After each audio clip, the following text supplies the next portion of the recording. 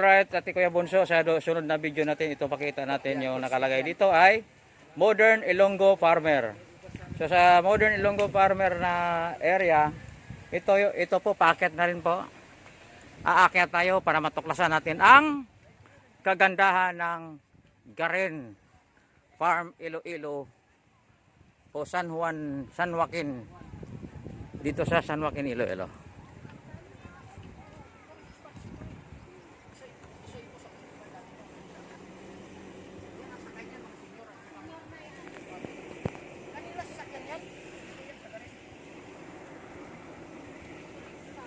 So maraming mga nagpapasyalan dito.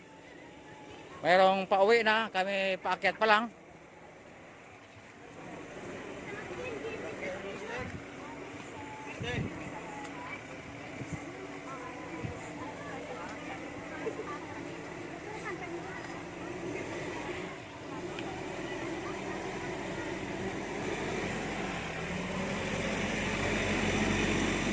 So pwede pala pumasok ang van dito.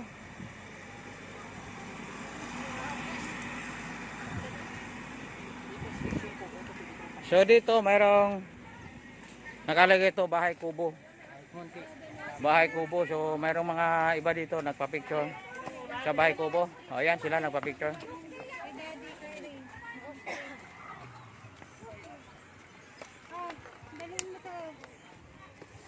So kami tuloy-tuloy na kami pag-akyat sa taas. Yung iba namin kasama hinihingal na. Tuloy ito, mabagal lang lumakad, oh.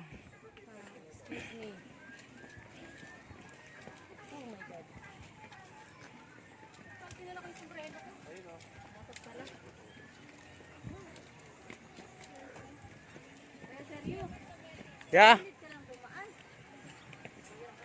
Gusto ko gitna.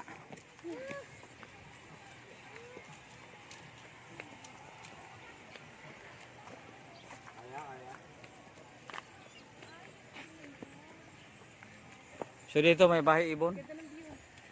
Bahay ng ibon. Pero tuloy-tuloy sa taas kung ano pang mayroon na sa taas.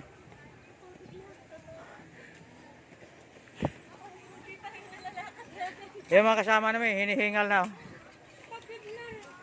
Dahil yung lugar na ito ay paakyat.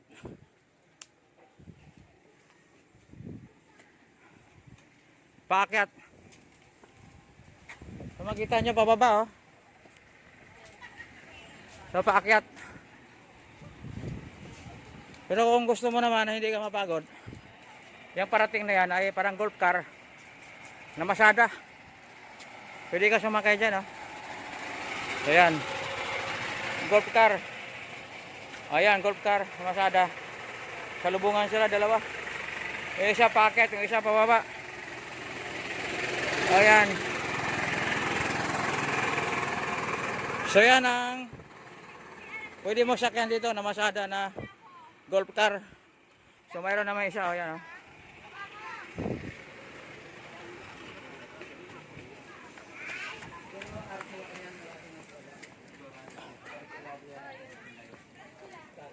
So ito yung sa ibabaw. Dito lang kasi ibabaw, pero mayroon pang aakyat pa ulit. Pakita ko lang sa inyo. Sa ibabaw yan. So mamaya papasok muna tayo dito para sa kalikasan. Yan.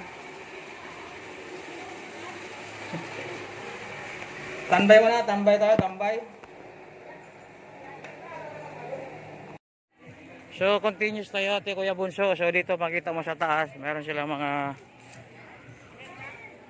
ano dito, mga dinidisenyo para so nakalagay ko, want to live longer, feed your body, want to enjoy life, this is the place, want to live forever, feed your soul.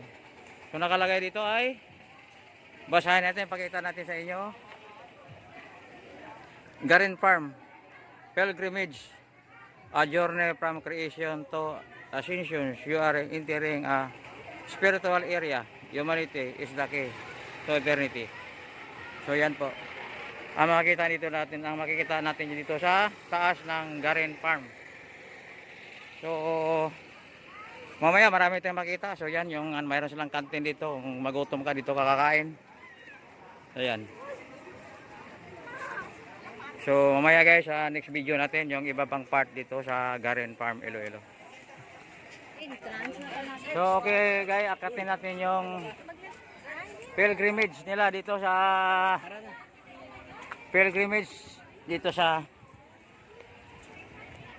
Garen, Iloilo. So yan, So yan oh. Marami silang mga ginagawa dito na pangpaganda sa mata. Mga imahe ng mga hayop. Ayan oh. So kung makikita nyo sa taas, napakataas yan. Akatin natin. So doon sa taas, mapansin nyo, may malaking cross doon oh. Yun oh, malaking cross. So yan ang pinakamataas yan. Mamaya makarating tayo dyan. So yan.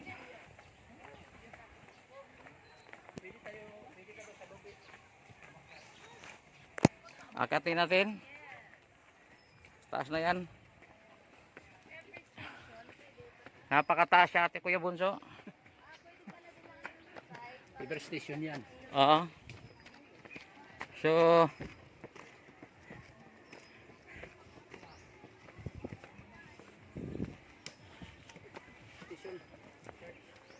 first station. So siyempre first station, puntahan natin sa first station kung anong mayroon doon. Adi, second na to. Ha? Kasi first to sa baba. First station sa baba. Second na to. Yung mga sinasabi ko kanina pala, may mga imahe ng mga hayop. Dito naman, Second station. may imahe ng mga Santo. parang mga santo, parang mga disciples, Second station. 10 disciples of Gods. Na nung isinilang si Kristo, binantayan nila. Binantayan nandiyan si Maria, saka si Joseph. Dadami kambing oh. So siguro nandito si San Pedro, isa sa disipulo ni Jesu Cristo. So ito ay second station na. So tuloy-tuloy tayo sa akyat para doon sa third station. Third station yan. Hindi mo kukunan yung second station.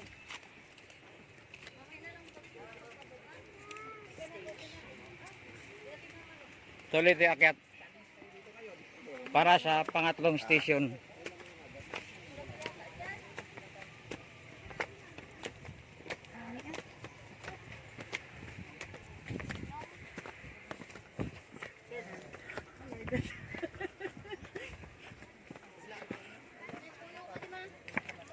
So ayan, pang tatlong station. Baptism of Christ at the Jordan River. So nakahinga lang. So ito yung pangatlong station. So may mga imahe pa rin ng mga Hudyo. So nandyan si San Diwan. Binabibtismuhan niya si Jesu Kristo. Yan ay imahe lang. This is my beloved son, in whom I am well pleased. So yan. So akit tayo, tuloy-tuloy tayo akit doon sa pang-apat na station.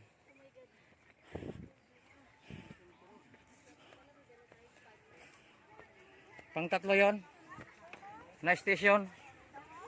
So sa mga bagong nanood, ito pala ay makikita nyo sa Garen Farm sa San Joaquin, Iloilo. Yung pilgrimage nila dito. Talagang mapapahanga ka, mapapahingal ka dahil pagod ka aakyat. So ngayon, Jerusalem. nandito na tayo sa Jerusalem Port Station. Jerusalem. Port Station yan. Jerusalem, pero ito ay pang-apat na station lang sa farm ng Sa Malaysia, may ganito rin. Pero hindi ko Garen Farm Tarik din. Ganito rin. sa Iloilo.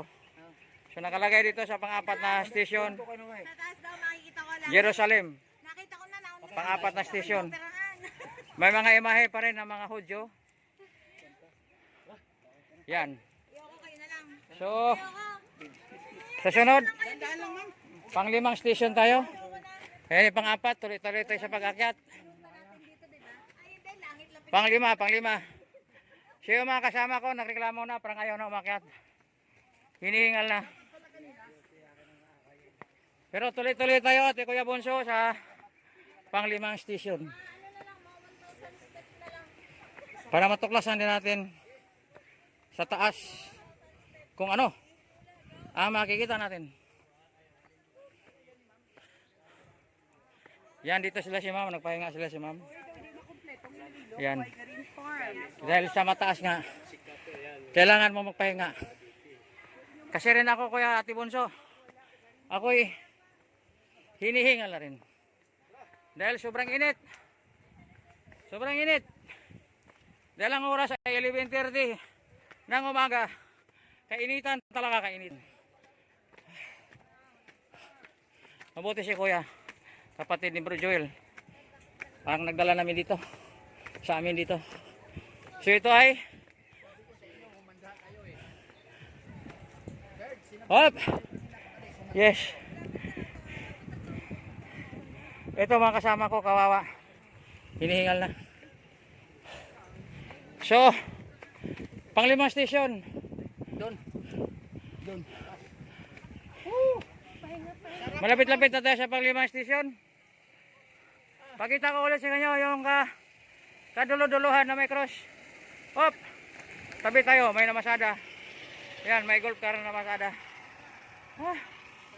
So, pakita ko sa inyo, Ate Kuya Bonso, yung pinanggalingan namin.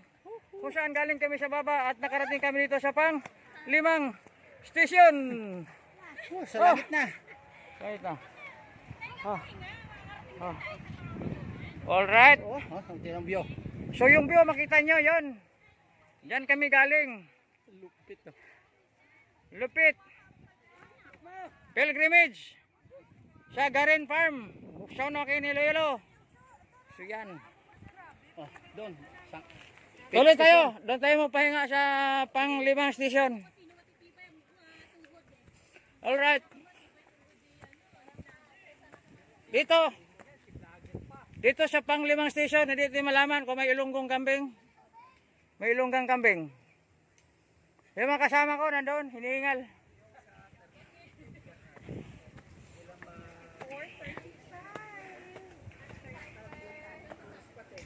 Yung iba binibilang nila yung bawat steps. Bawat hakbang. Kung bibilangin mo, baka may 1,000 na steps. So nakalagay ito, Last Supper. Kung saan ito yung huling hapunan ng ating mahal na Jesucristo. Kung saan si Judas may binubulong at pinutol ni San Pedro ang tainga ni Judas. So yan, dito yung pang-5 station na nakalagay dito, the Last Supper. Alright. So tuloy-tuloy tayo sa pang-6 station. Si ate nag-TikTok, daanan ko lang. Ate, shout out. Alright. Pang-6 na tayo na station. Akyat tayo sa pang-6 na station. Alright. Pang-6.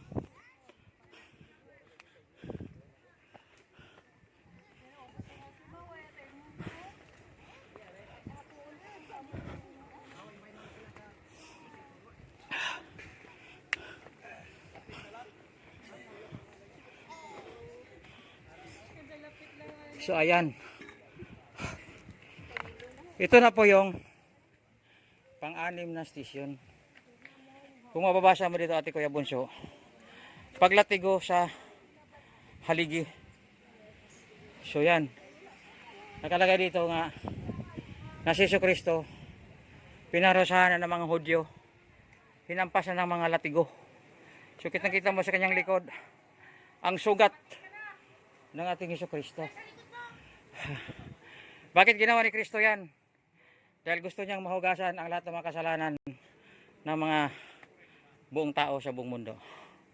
So ganon si Hesukristo nagsakripisyo para sa ating mga kasalanan, na mahugasan ang lahat ng kasalanan ng tao. So kasabihan dyan sa Timothy 1 o sa Buhat 11, huwag mong sabihing marumi ang lahat na nahugasan na sa Diyos. Kaya wala na siyang pinagbawal. Sabi niya kay Pedro, bangon ka Pedro, magkatay ka at kumain ka. Huwag mong sabihin na marumi ang lahat na bagay na nahugasan